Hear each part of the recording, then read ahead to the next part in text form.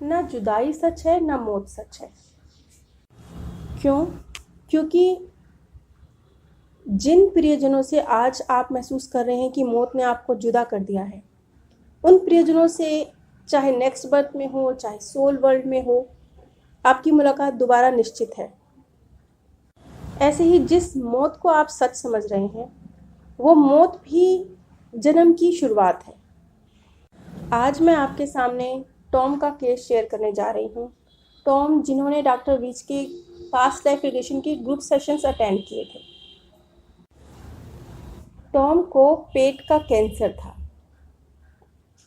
और जो उनकी समस्या थी, जब आप इसे सुनेंगे ना, तो आपका सामने वाले ने अगर कोई आपके साथ गलत बिहेव भी किया है तो आपको उसे देखने का नज़रिया बदल जाएगा। खास तौर पे जो बहुत अपने होते हैं ना, जैसे माँ बाप को बेटा बेटी से, भाई को बहन से, ये बहुत जो क्लोज आपके हैं, इनमें जो मिसअंडरस्टैंडिंग्स हो जाती हैं, इनमें जो आपस में फ्रिक्शंस पैदा हो जाती हैं, उसको देखने का आपका नज़रिया बदल जाएगा। और जब उसको देखने का आपका नज़रिया बदल जाएगा तो वो समस्या भी गायब हो जाएगी।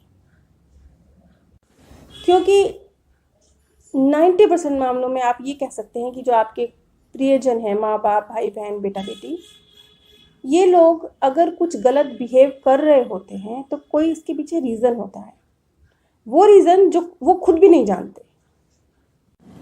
अब ये मैं जो आपके साथ टॉम का केस शेयर करने जा रही हूँ, इससे आप इस चीज़ को समझेंगे कि मैं क्या कहना चाह रही हूँ। टॉम को पेट का कैंसर था, उसका ट्रीटमेंट चल रहा था। कुछ वक्त पहले टॉम के बेटे की मृत्यु हुई थी। जवान बेटा था उसका, तो वो इस बात से बहुत दुखी था। और उसके कुछ दिनों बाद ही, यानी बेटे को खोने के कुछ महीनों बाद ही, टॉम और टॉम की पत्नी का भी डाइवोर्स हो गया। और ये डाइवोर्स भी कब हुआ? तब हुआ जब पता चला कि टॉम को कैंसर है। उसकी वाइफ जानती थी कि टॉम को कैंसर है, फिर भी दोनों के बीच में डाइवोर्स हुआ।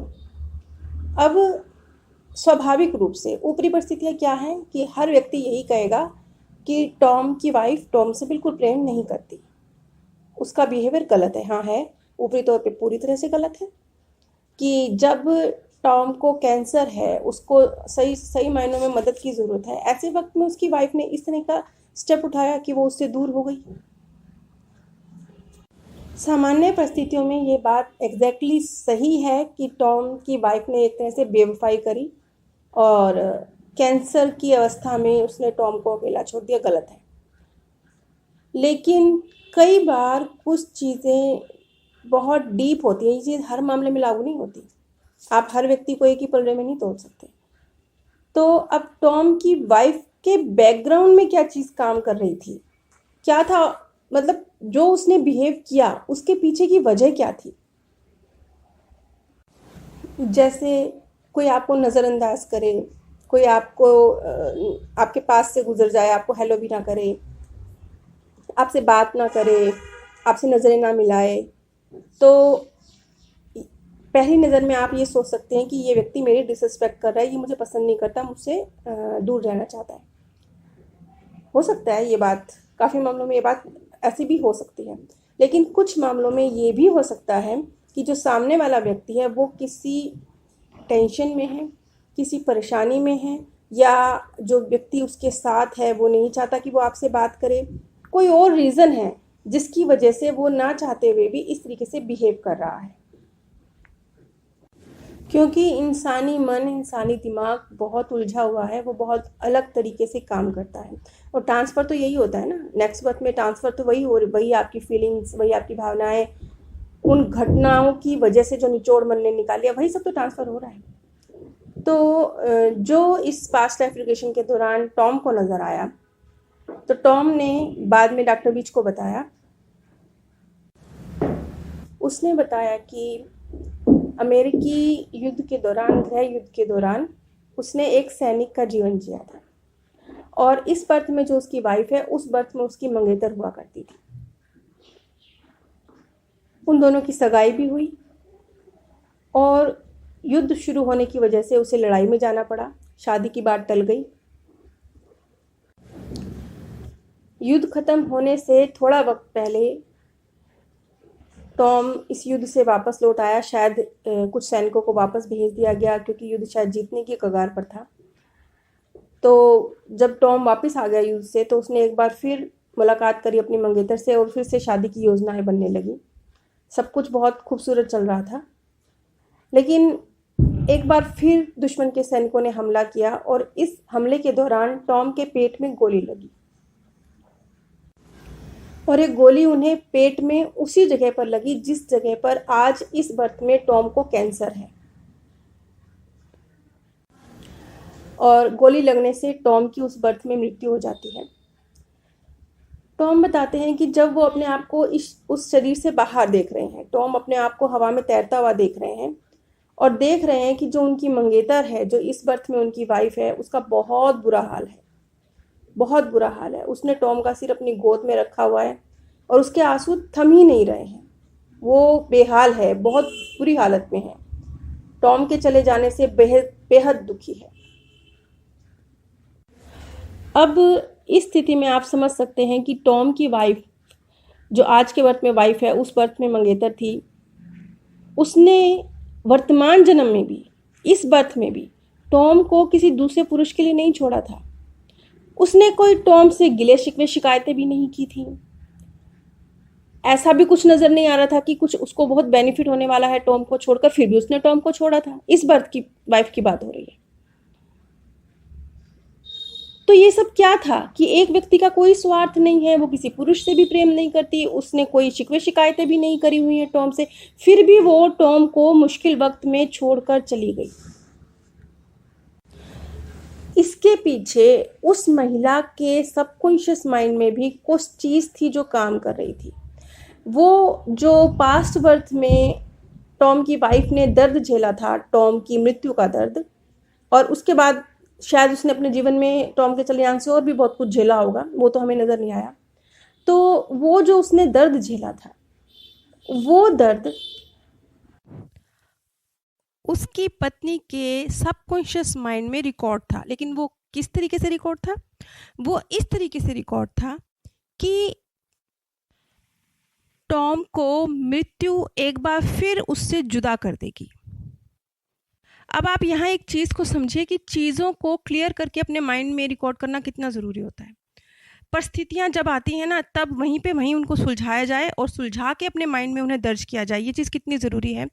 अब उनकी वाइफ ने गलती क्या करी? उनकी वाइफ ने गलती ये करी कि जब टॉम सैनिक के रूप में था और उसकी वो मंगेतर के रूप में थी, तब जो जुदाई उनके जीवन में आई थी, उस जुदाई को अगर उसने ये समझकर अपने माइंड में रिकॉर्ड किया होता कि जो भी परिस्थितियाँ हुई वो इत्तेफाकन हुई, प्रकृति के अधीन हुई, इसमें टॉम का कोई रोल नहीं है, टॉम उससे दूर नहीं जाना चाहता था। हो सकता है उसके बाद भी उनकी वाइफ की लाइफ में कुछ दिक्कतें आई हों इस वजह से, तो उन दिक्कतों को भी उन्होंने टॉम की दूरी की वजह से ये लाइफ में मेरी दिक्कत आई, इस तरीके से रिकॉर्ड किया। अगर इस तरीके से अपने माइंड में उन्होंने इन चीज़ों को रिकॉर्ड ना किया होता, अपने आप को समझाया होता कि जो कुछ हुआ उसमें टॉम का कोई कसूर नहीं है, तो उनकी वाइफ इस बर्थ में इस तरीके से टॉम को छोड़ के जाने का फैसला नहीं लेती।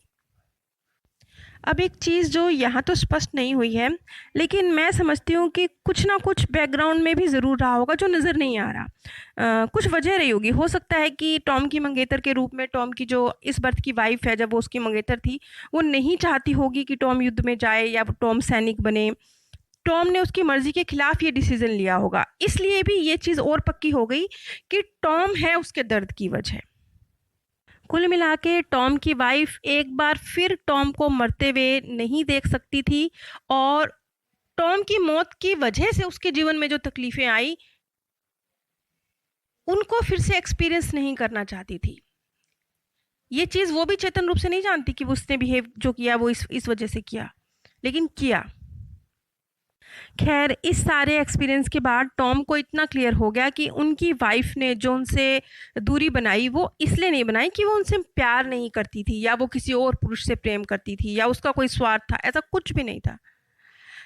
बस वो जो सोल है उनके वाइफ की, वो टॉम की मृत्यु और उनका दुख, इस चीज़ को इतना ज़्यादा आपस में अटैच कर चुकी है कि अब वो दोबारा इस चीज़ का एक्सपीरियंस करने से डरती है।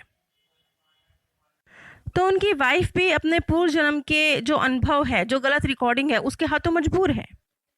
अब चलिए इतना दूर नहीं जाते, हम इस चीज़ को इसी बर्थ के जो आसपास के आपके लोग हैं उन्हीं के अनुभव से समझने की कोशिश करते हैं।